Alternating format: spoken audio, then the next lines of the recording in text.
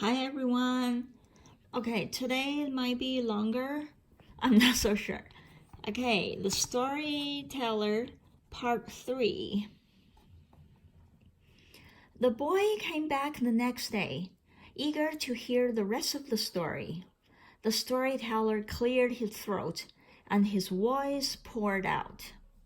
The next day, the old woman returned to the weaver's home to find her struggling with the yarn. I don't know how to begin, the weaver said. It is if you mind unravel in front of the loom. Yes, said the old woman. You must first find hope for yourself before you can weave it for others.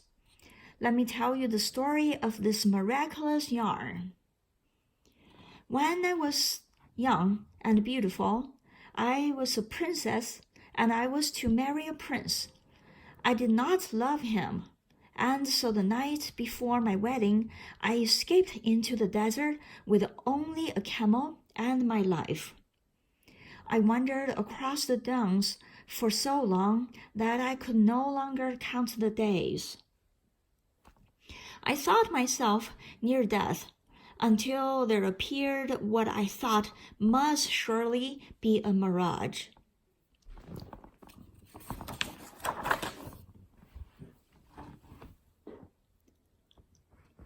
There, in a deep valley, was a loom and an enormous pile of yarn of every color.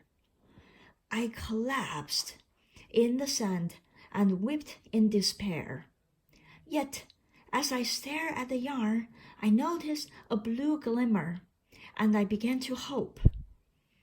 I picked up the end of the sparkling yarn you see before you, and began to weave it into a carpet of shimmery blue. Within hours, I had woven the finest carpet in the land. I lay it out into the center of the valley and fell asleep. When I awoke, the carpet had turned into a beautiful clear pool, and I drank until I could take no more.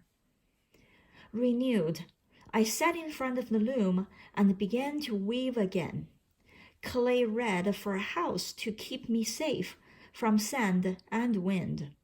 Emerald green for a grove of palm trees to give me shade. Bright gold and copper for juicy dates to satisfy my hunger.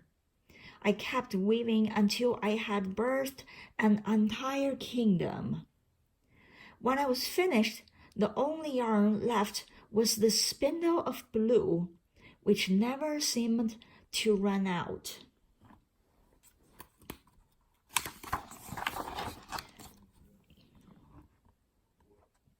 With tears in her eyes, the carpet weaver smiled at the old woman. She gathered the women of her family together, and in a flurry they began tying knots, one by one. The yarn came alive in their fingers, and soon a glorious bird awakened and emerged from the loom. It burst out the door with a buoyant cry and disappeared into the sky. It returned only moments later, carrying buckets full of fresh, clear water, which it poured into the well. Again and again, it flew until the well overflowed and the village was saved.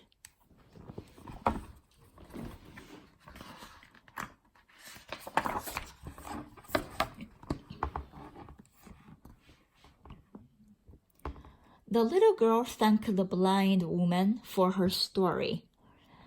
Then she creeped out of the door to tell her mother, who hatched a plan to steal the bird. Later that night, the mother snuck into the neighbor's courtyard. There, she spied the most beautiful creature she had ever seen, glittering like a sapphire in the moonlight. She fell to her knees and wept. The family came out into the courtyard to find their neighbor on the floor. "Good neighbor, why do you weep? And why are you in our home?" "In greed, I came to steal this bird, but once in its presence, I was filled with hope instead. Reflected in its feathers, I saw myself." The family brought her inside, and they shared a pot of sweet tea with fresh mint as she dried her eyes.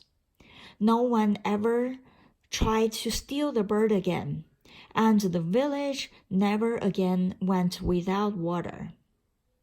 With this, the old man finished, and the boy's brass cup overflowed with water. The boy sipped from it and poured the rest into the fountain.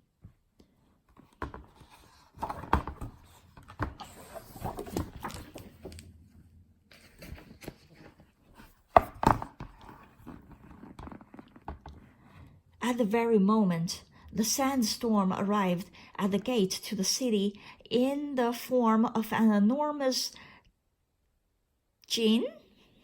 His voice boomed across the trembling walls. "I am the desert, and now that your fountains are gone, I shall destroy your city at sundown and make you part of the desert again." The boy and the storyteller smiled at each other, and the boy ran to the gate. "Oh, mighty Sahara, before you destroy us, let me tell you a tale, and perhaps you will reconsider," he shouted into the wind. "I have made up my mind, but you may continue, and then I will destroy your city at sundown." And so the boy began to tell the tale of the endless drought. The djinn was intrigued and failed to notice the sun setting. "But what about the bird?" he asked when the boy had finished. It was nearly dark now, and a small circle of people had formed. Well, that is a story for another day," the boy replied.